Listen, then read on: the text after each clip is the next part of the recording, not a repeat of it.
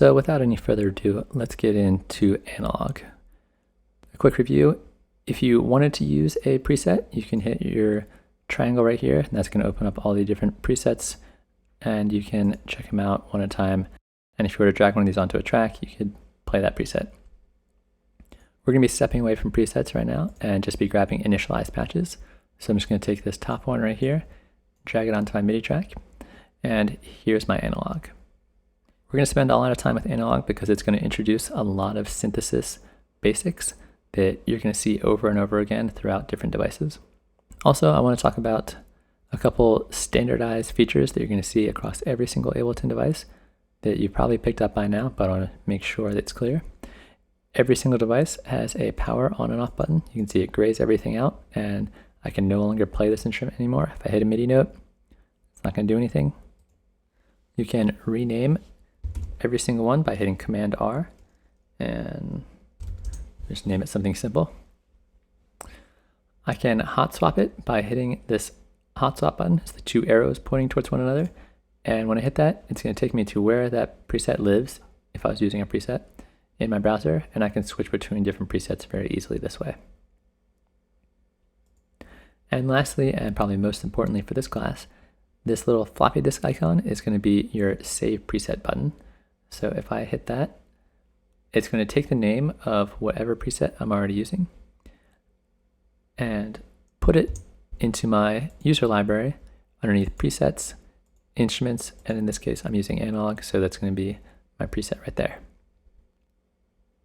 Let's talk a little bit about the UI of analog and synthesis. In any synthesizer you see, your sound is going to be generated in what's called an oscillator. And what an oscillator does is, if you think about the word oscillate, it means to go back and forth. It's going to be drawing a shape going back and forth, and that shape is going to be the waveform that's going to be the basis of your sound. In analog, we have three oscillators. You have an oscillator 1 here, oscillator 2 here, and a noise oscillator in the middle. And each one of these oscillators can be turned on and off using these power buttons right here.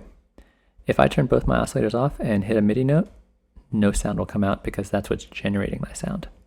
So I'm going to turn on my oscillator, and now when I hit a MIDI note, it's quite quiet, so I'm going to turn it up here, and we'll get to this later. So that's a little better. So we'll get into all these parameters in a second. From my oscillator, it's going to be sent to my filter, which is right here, and this is going to be cutting out certain frequencies depending on my filter type, my filter frequency, and so forth. My signal, which is in the same way that my signal always flows in Ableton, is coming from my left. You can see I get a little MIDI monitor right here. When I hit a note, it's going to light up, letting me know there's MIDI coming in, and it's been going from left to right. So first it's in my oscillator, then it's going to my filter, then it's going to my amplitude section here, which is going to be giving my sound volume, and then my LFOs are here. We'll talk about LFOs in a minute. And then my global section is down here.